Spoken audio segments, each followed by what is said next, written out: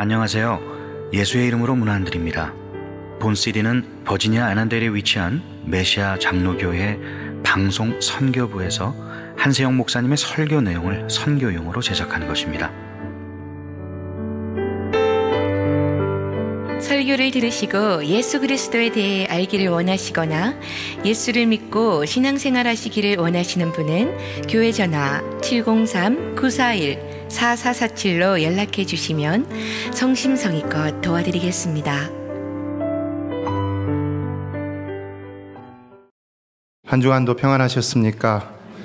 교회는 어제 인생을 아주 고귀하고 아름답게 사시다 가신 한 분의 장례 예배를 하나님의 크신 은혜 가운데 잘 마쳤습니다.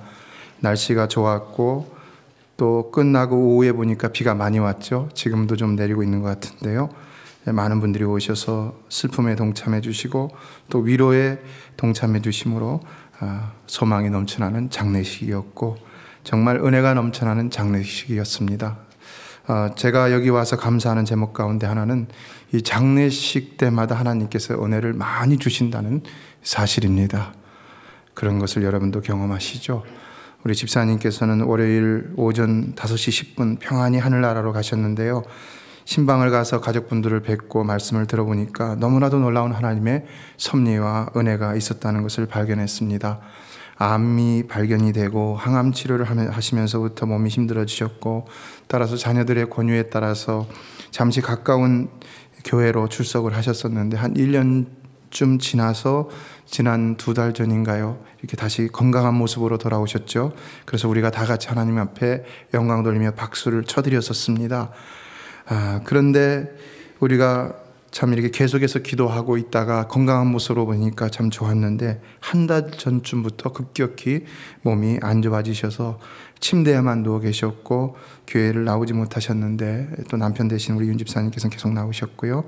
자녀들 말씀을 들어보면 그래도 마지막 시간들을 아주 평안하게 지내셨고 또 가족들의 따뜻한 사랑 속에 보내셨다는 말씀을 들었습니다. 남편분과 함께 한 침대에서 주무셨고 그날도 같은 침대에 누워 계시다가 이렇게 주무시는 가운데 하나님 앞에 부르심을 받았고요. 또 아침마다 아드님이 조반상을 차려갖고 이렇게 새벽마다 가지고 올라왔는데 그날따라 어머니 몸이 이렇게 차시더라는 겁니다. 몸이 식어지고 있으셨던 거죠. 그래서 몸이 왜 이렇게 찹니까? 만져보니까 정말 몸이 차셔서 구급차를 불렀는데 깨어나시지 못했다고 합니다.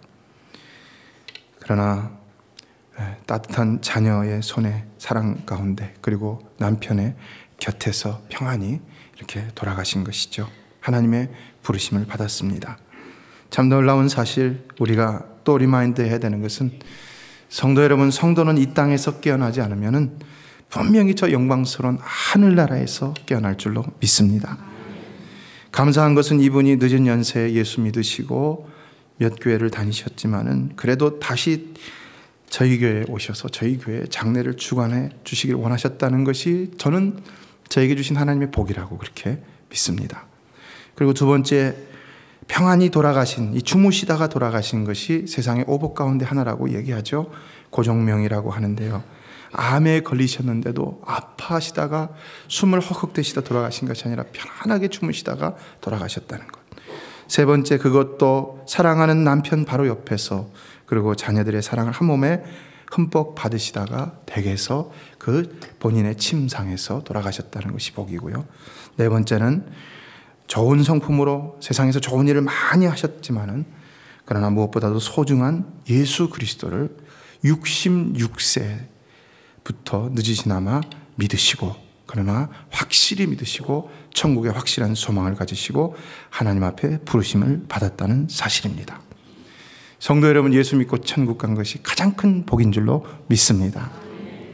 이분이 고통 가운데 돌아가신 것이 아니라 주무시다가 때가 되어 서서히 몸이 식어지면서 돌아가셨다는 사실이 이분이 80에 가까운 연세이셨다는 사실을 생각해 본다면 이분은 분명히 병 때문에 돌아가신 것만은 아니라고 그렇게 생각합니다. 저는 이분이 분명히 하나님께서 정해 놓으신 그 이 땅의 연수를 모두 다 하심으로 하나님의 부르심을 받고 하늘나라로 간 줄로 믿습니다. 우리의 연수가 70이요 강건하면 80이라고 시편 90편 기자는 말했습니다. 그런데 우리 집사님은 78의 인생을 사셨습니다. 적은 인생입니까? 과연 그분이 건강하지 못하셔서 돌아갔다고 그렇게 말씀드릴 수가 있습니까? 저는 참 이 메시아 교회에 와서 감사하는 것이, 이처럼 돌아가시는 분마다 감사의 스토리가 있고 또 질병으로 돌아가시는 분일지라 할지라도 정말 행복하게 연수를 마감하시는 그 모습을 보면서 하나님 앞에 영광을 돌리고 있다는 것입니다. 어떻게 이렇게 모든 성도의 장례들이 이럴 수가 있을까? 여러분의 장례도, 여러분의 마지막 생도 이렇게 아름다운 모습이 될 줄로 믿습니다. 아멘을 안 하시는 분들은 알아서 하세요. 그거를 아멘하면 안 되죠.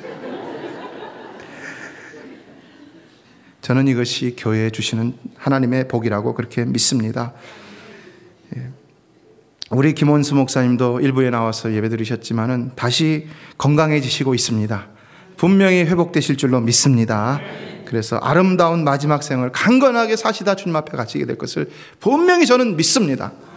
목사님이 안 계시지만은 항상 저에게 하시는 말씀이 있습니다. 저는 죽음이 두렵지 않습니다. 내 생명 다하는 날까지 죽도록 충성할 겁니다. 새가족반 제게 맡겨주세요. 제가 새가족반 하다가 하나님 앞에 갈 겁니다. 그렇게 말씀하십니다. 얼마나 놀라운 고백입니까? 사도 바울도 고백했죠. 나의 달려갈 길과 주 예수께 받은 사명, 곧 하나님의 은혜의 복음 증거하는 일을 마치려 하면은 나의 생명을 조금도 귀한 것으로 여기지 아니하노라. 얼마나 고귀한 삶입니까? 얼마나 고귀한 생입니까? 진정 아름다운 생은 남을 위해 이처럼 생명까지도 아끼지 않고 섬기는 삶. 우리는 거기서 가장 큰 보람과 만족을 느낄 수 있는 것이죠. 진정 여러분의 삶이 아직은 이렇지 못하다 할지라도 이런 생이 될 수 있는 은혜와 복이 있어지게 되기를 주님의 이름으로 축원합니다. 그래서 우리 가운데 누구도 상처받지 않고 뒤로 처지고 소외되고 혼자만 힘들어하고 혼자만 아파하고 혼자만 눈물 흘리는 그런 교회가 아니라 다 함께 동고동락하는 가운데 서로가 서로에게 힘이 되어주는 교회와 성도가 진정되어지기를 원합니다. 모든 것은요 다 하나님의 기쁘신 뜻대로만 이루어지는 것입니다. 그러므로 어떤 일이 내 뜻대로 되지 않는다고 해서 혹은 내 뜻이 되기 위해서 아웅다웅하지 마시기 바랍니다. 오직 우리에게 영원토록 남는 가장 가치 있는 일은요 우리의 업적이 아닙니다. 우리가 얼마나 많은 일들을 했느냐, 얼마나 많은 사람들을 구원했느냐, 심지어는 이것조차도 아니라는 것입니다. 여러분은 어떤 목사님이 몇 명만 놓고 평생을 목회했다고 해서 그분이 하늘에서 상급이 더 적다고 할 수가 있겠습니까? 하나님께 더 인정을 받지 못한다고 말할 수가 있겠습니까? 아니잖아요. 선교지에 가면은 한 생명을 놓고 평생을 헌신하고 수고하고 섬긴 그런 선교사님들이 있습니다. 그분들의 생을 우리가 평가처럼 할 수 없지 않습니까? 하나님 우리의 업적을 보고 우리를 평가하시는 것이 아니라 우리가 얼마나 사랑으로 섬겼느냐, 이것을 보고 우리를 평가하시고 우리에게 상급을 주신다는 것입니다. 이에 섬김의 달 네 번째 주일을 맞아서 지난 시간에 이어서 계속해서 오늘 본문을 통해 하나님께서 우리에게 주시는 섬김에 대한 가르침을 살펴보도록 하겠습니다. 첫 번째, 우리는 12절에서 발견할 수 있는 섬김에 있어서 언제나 소망 중에 즐거움을 가지고 남을 섬겨야 한다는 것입니다. 소망 중에 12절에 소망 중이라는 말을 굳이 쓴 것은 소망이 아니면 힘들 수밖에 없는 상황, 다시 말해 슬픔과 고통과 근심의 상황 가운데서 이 말을 하고 있다는 것을 알 수가 있습니다. 그러나 성도는 이런 어떤 힘든 상황 가운데서도 언제나 절망하지 말고 소망을 반드시 가지고 즐거움으로 남을 섬기고 주를 섬길 수 있어야 한다는 것입니다. 아무리 절망스러워요, 상황이 절망스러워요, 어떤 사람을 봐도 소망이라는 건 눈꽃만큼도 발견할 수가 없어요. 그래도 소망을 가지고 주를 섬길 수 있어야 한다는 것입니다. 섬김을 행하다가 중단하는 경우를 보면은 거기에는 소망이 없다고 속단하기 때문인 경우가 참으로 많은 것을 볼 수가 있습니다. 섬기고 또 섬겨도 변화가 되지 않는 상황들, 섬기고 또 섬겨도 변화가 되지 않는 사람들 분명히 있죠. 아, 내가 왜 이런 상황에서 이렇게 섬겨야 되는가? 도대체 뭘 믿고 뭘 바라고 이렇게 해야 되는가? 우리는 분명히 실망할 수가 있다는 것입니다. 만일 빗줄기 같이 조그만 소망이라도 있다면 그거라도 내가 조금 붙잡고서 버티겠는데, 그래서 아무런 소망의 징조가 보이지 않을 때 사실은 그 자체가 너무나도 힘들기 때문에 포기하는 경우가 많이 있는 것이죠. 그러나 우리가 전지전능하신 하나님을 믿는다면 과연 소망이 없는 순간이 우리 성도들에게 있을 수 있겠느냐는 것입니다. 그럴 수 있습니까, 여러분? 왜 우리는 사람을 바라보며 상황을 보면서 절망합니까? 소망이 없다고 말합니까? 그거는 하나님을 바라보지 못하기 때문이라는 것입니다. 그건 믿음이 약하기 때문이라는 것입니다. 단도직입적으로 말해서 우리의 믿음의 문제라는 것입니다. 아무리 상황이 절망스럽게 만들고 또 사람이 나를 실망시킨다 하더라도, 그러나 내게 능력 주시는 하나님이 있음을 믿어야 하는 줄로 믿습니다. 하나님이 언제나 그곳에 나와 함께하고 계신다는 것입니다. 그래서 히브리서 13장 5절을 보면은 그가 친히 말씀하시기를 내가 과연 너희를 버리지 아니하고 과연 너희를 떠나지 아니하리라 말씀하고 있습니다. 하나님은 언제나 우리 가운데 임마누엘 하셔서 우리가 보지 못하는 그때에도 우리와 함께 하시며 우리를 돕고 있으시며, 그러므로 우리에게는 절대로 절망스러운 상황은 없으며 사실을 알고 보면 다 소망이 있는 삶이 분명히 있다는 것입니다. 여러분 믿으십니까? 하나님은 절대로 우리를 구제불능의 상태에 두시는 것이 아닙니다. 사실 우리는 구제불능의 상태였죠. 보세요. 창세기로부터 시작해서 인간의 역사가 어떻습니까? 하나님 보시기에 구제불능이었습니다. 항상 하나님만 실망시켜드리는 그런 삶이었습니다. 절망이었습니다. 소망이라는 건 눈꽃만 본도 발견할 수가 없었습니다. 사실 인간에게서는 소망을 발견할 수가 없었죠. 그런데 우리 주님은 어떻게 하셨습니까? 우리 하나님은 포기하셨습니까? 포기하지 않으셨다는 것입니다. 포기하지 않고 어떻게 하셨습니까? 우리를 위해서 우리의 몸을 입으시고 우리가 사는 우리 곳에 오셔서 우리와 함께 우리의 죄악을 고통을 받으시다가 우리의 십자가를 지심으로 우리의 문제를 해결해 주셨다는 것입니다. 그는 바로 우리가 되심으로 절망을 소망으로 바꾸어 주셨다는 것입니다. 왜 우리에게 절망만 보입니까? 그것은 바로 이렇게 우리가 대신 예수를 믿는다고 하면서도 우리가 대신 우리 예수님의 길로 행하지 않기 때문이라는 것입니다. 하와이 정부 청사 앞을 가면은 얼굴이 흉측하게 일그러진 동상이 있습니다. 이 동상의 이름은 나병 환자의 아버지라 불리는 다미엔의 동상이라고 합니다. 그런데 이분은 원래 벨기에 어느 부잣집에서 태어나서 호의호식하면서 얼마든지 평안한 삶을 살 수 있었었는데요.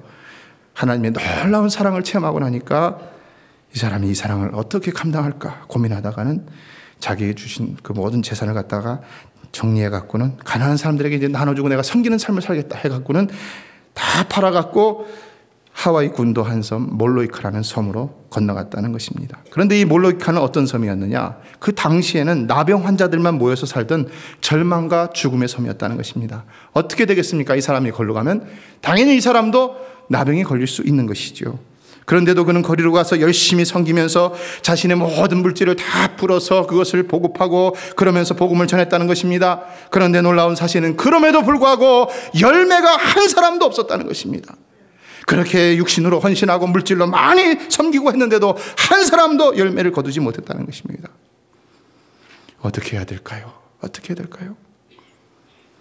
이분이 왜 이럴까? 왜 이럴까? 내가 이렇게 나의 모든 것을 다 바쳐 열심히 섬겨주는데도 왜 저들은 나를 믿고 따르지 않는 것일까? 고민하고 또 고민하며 고민하는 가운데 기도를 했습니다.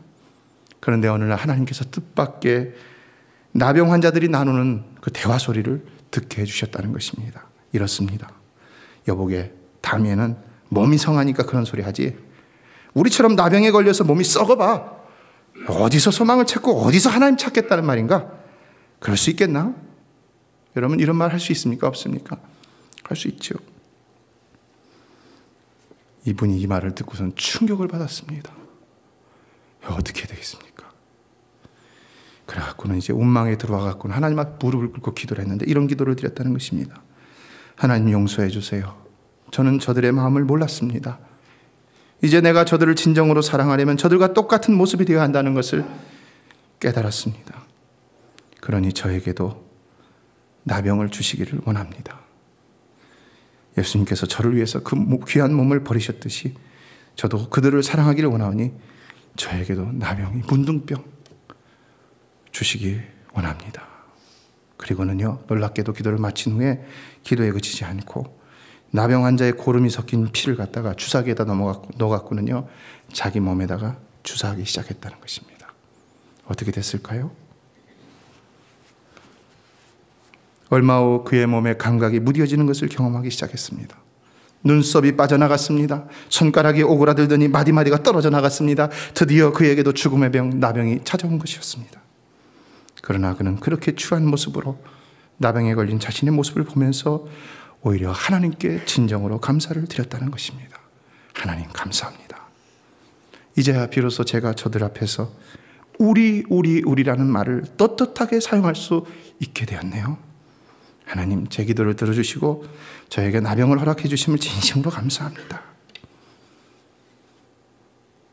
나병의 몸이 된 그는 더욱 담대함과 확신 가운데 하나님은 나병에 걸린 우리도 지극히 사랑하십니다. 하나님은 나병에 걸린 우리도 지극히 사랑하십니다 하면서 복음을 전하기 시작했는데, 그때부터 모든 나병 환자들이 마음을 활짝 열고는 예수를 영접해서 소망과 생명이 넘치는 섬으로, 그 몰로이카 섬이 변하게 되었다는 이야기가 있습니다. 사랑하는 성도 여러분, 기억하시기 바랍니다. 사람을 섬기는 일이 그렇게 쉬운 일은 아니고 또 힘든 일이고 어려운 일이지만, 그러나 우리가 정녕 예수님처럼 죽기를 각오하고 희생한다면 변화되지 않을 사람은 아무도 없는 줄로 믿습니다. 아무도 없는 줄로 믿습니다. 이게 하기 힘들어도요, 예수님의 본이 이거기 때문에 예수 믿으면 이거 해야 된다는 것을 말씀하고 있다는 것입니다.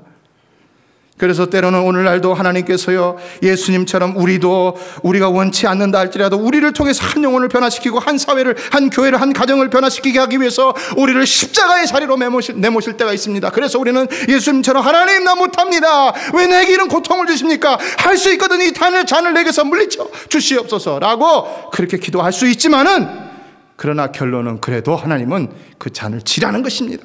그 십자가를 지라는 것입니다. 십자가를 져야지 하나님의 역사가 일어난다는 것입니다.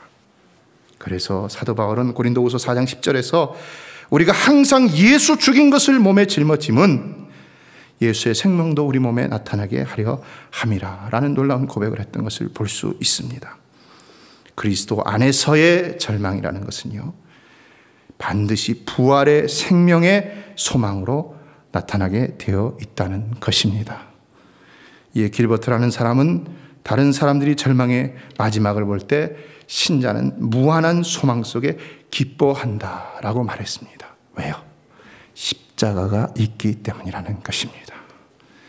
그러므로 절망 가운데만 살아가지 마시고 그리스도가 지신 십자가를 취하심으로 절망 가운데 소망의 부활의 생명을 세상 가운데 보여줌으로 세상의 소망의 실로 될 수 있는 여러분 되시기를 주님의 이름으로 축원합니다.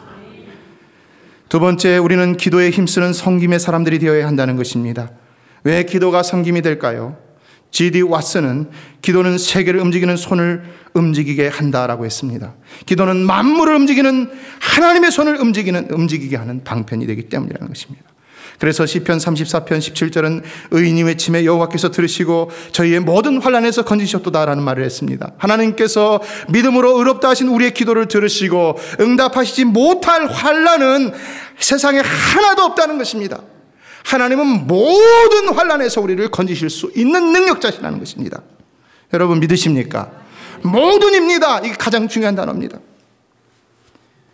기도는요, 바로 이 모든 것을 행할 수 있는 것입니다. 모든 것. 기도로서의 섬김은 내가 행할 수 있는 내 능력의 차원을 훨씬 넘는 모든 것을 행할 수 있는 하나님의 신적인 능력을 우리 삶에 불러오는 거룩한 방편이 되기 때문에 사실은 그거보다 더 큰 섬김은 있을 수 없다는 것입니다.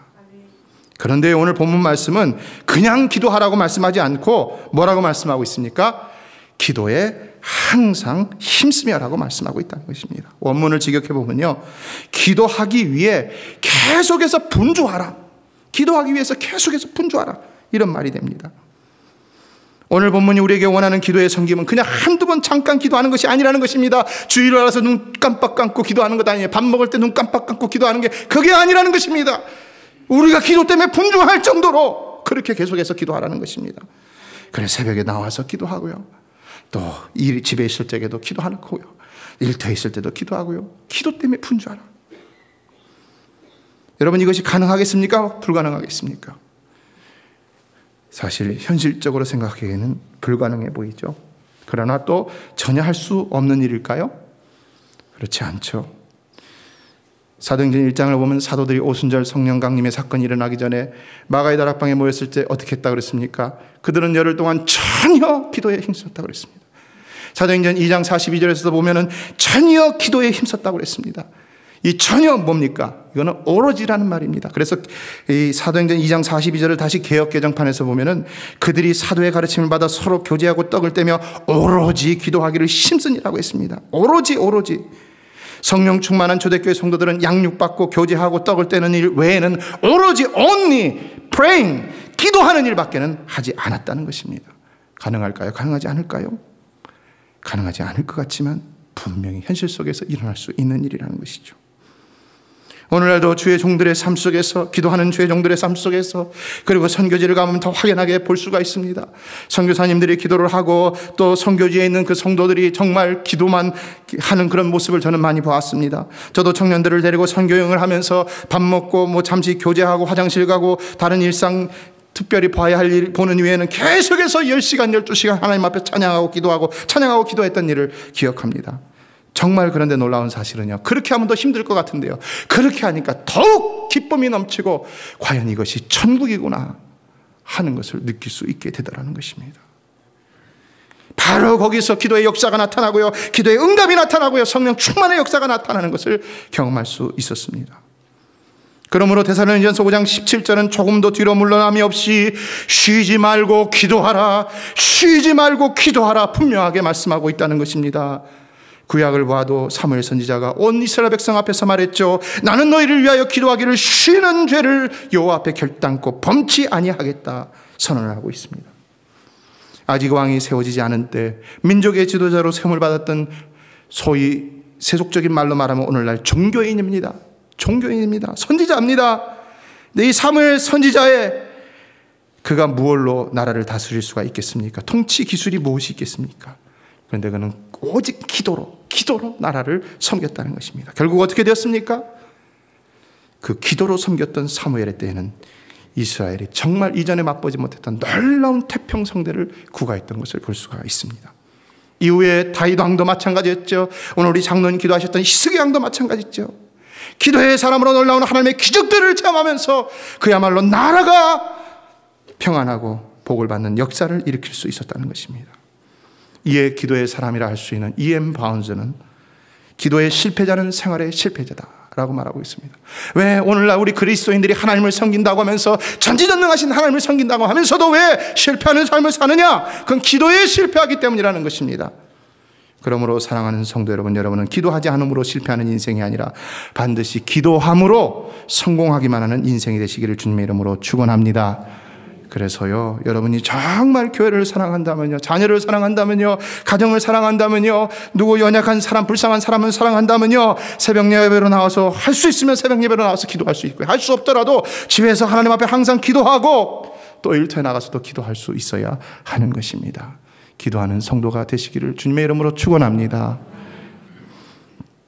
마지막으로 본문은 12절에서 성도의 쓸 것을 공급하며 손대접하기를 힘쓰라고 말하고 있습니다. 성도의 섬김의 절정은 무엇일까요?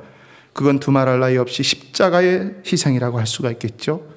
그러나 오늘 본문이 우리에게 주는 이 마지막 말씀, 특별히 로마서 12장에서 이 11장까지의 교리의 모든 이론들이 끝나고 12장에서 실생활에 적용하는 사도 바울의 말이 시작되면서 12장 1절로부터 13절까지는 그리스도 안에서 하는 새로운 생활에 대한 말씀하고 있는데, 이 맨 마지막에 성도에 쓸 것을 공급하며 손대접하기를 힘쓰라고 말씀하고 있다는 것입니다. 무엇을 우리에게 가르쳐주고 있을까요?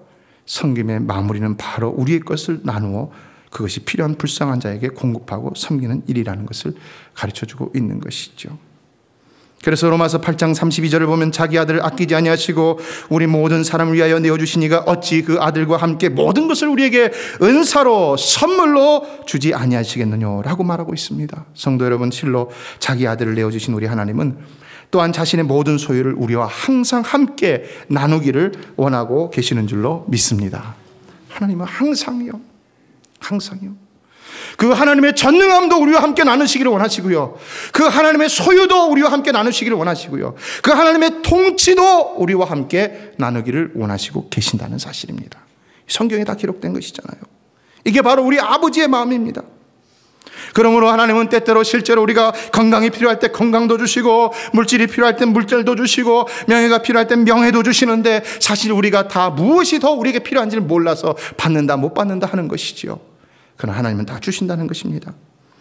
그렇지만 무엇보다도 우리에게 가장 필요하고 소중한 천국 영생을 선물로 주셔서 궁극적으로는 우리로 영원히 모든 하나님의 것을 온전히 누리게 하시고 있다는 사실입니다.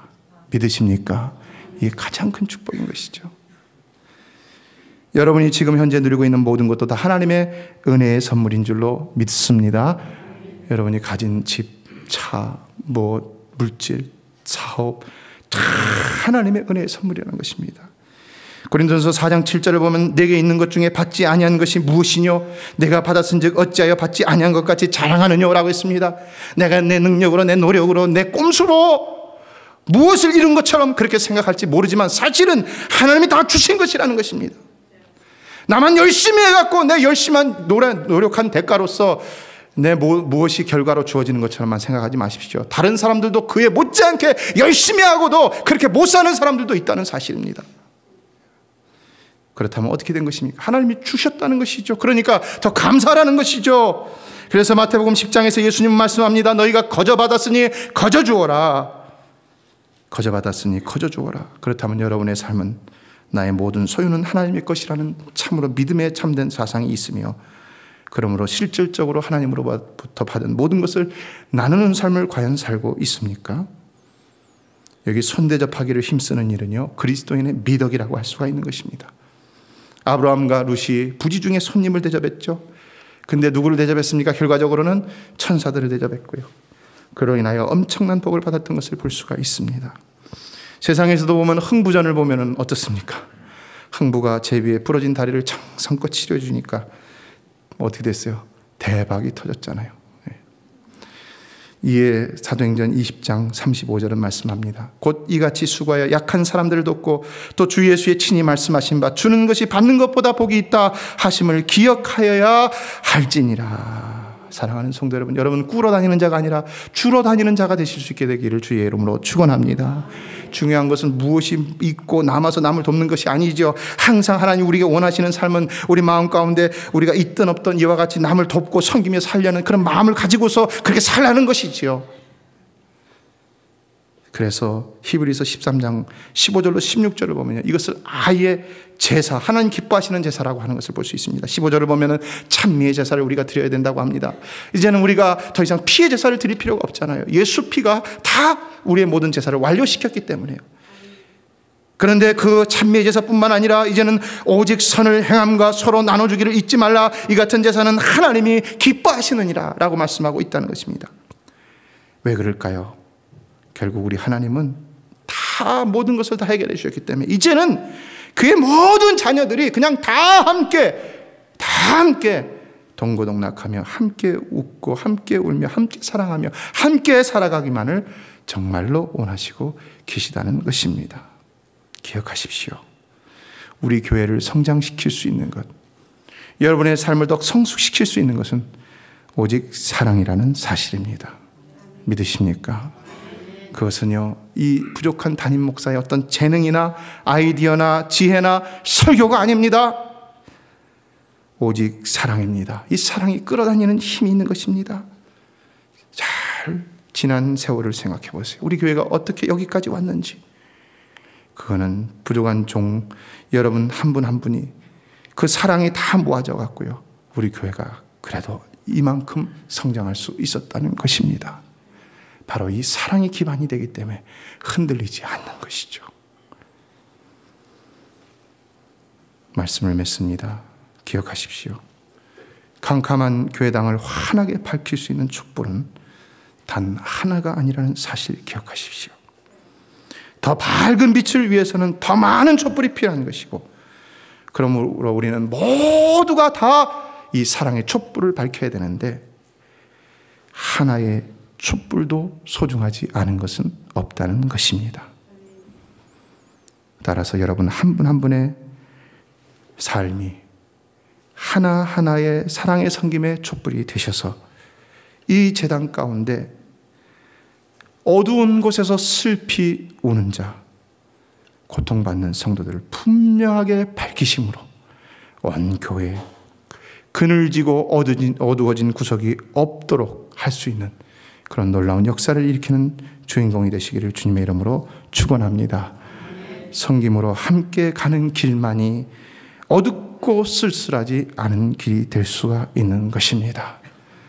우리는 다 하나님의 이런 섬김을 받고 또 받았고 지금도 받고 있는 사람들로서 살아가고 있습니다. 그렇다면 우리는 과연 오늘 어떻게 살아야 될까요? 다 같이 영상을 한번 보면서 생각해보고 함께 기도하는 시간을 갖도록 하겠습니다.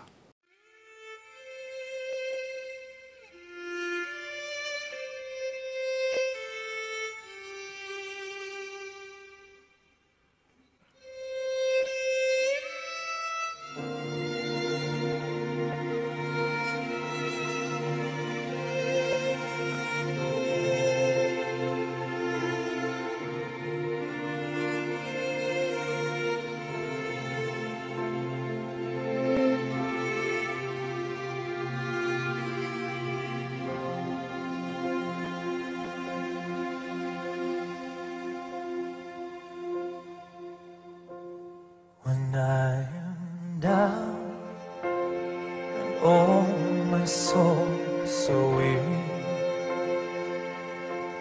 when troubles come and my heart burden be, and I am still waiting in silence until come and sit a while with me. You raise me up so I can stand on mountains. You raise me up to walk on stormy seas, and I'm strong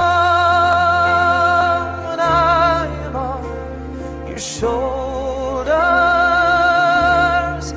You raise me up to more than I can be.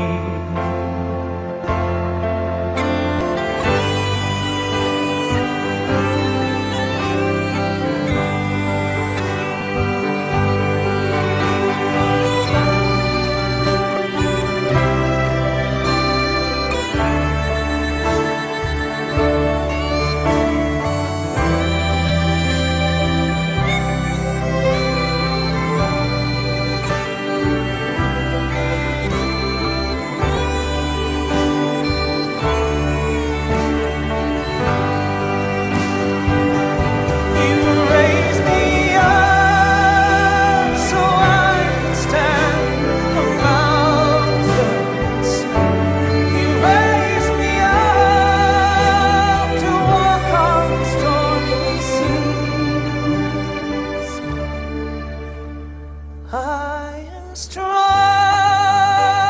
when I am on your shoulders. You raise me up to more than I can be.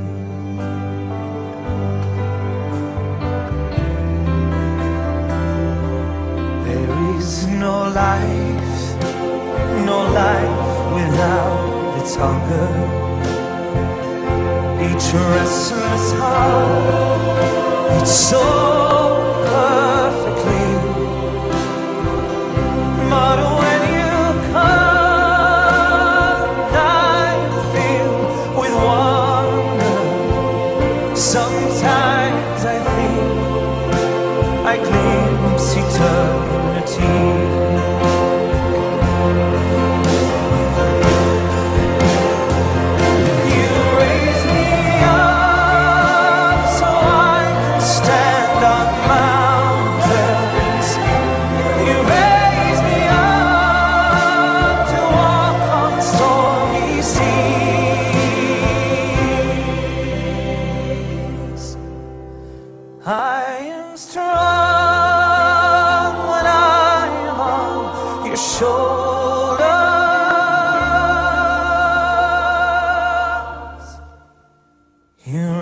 raise me up to more than I can need.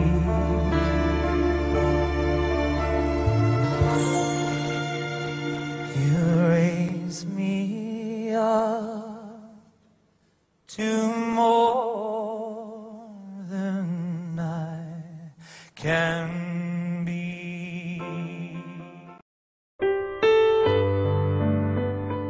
메시아 장로교회는 아난데일 236 리틀 리버 턴파이크 선상에 있으며 디자인 안경과 알라딘 서점 옆에 있습니다.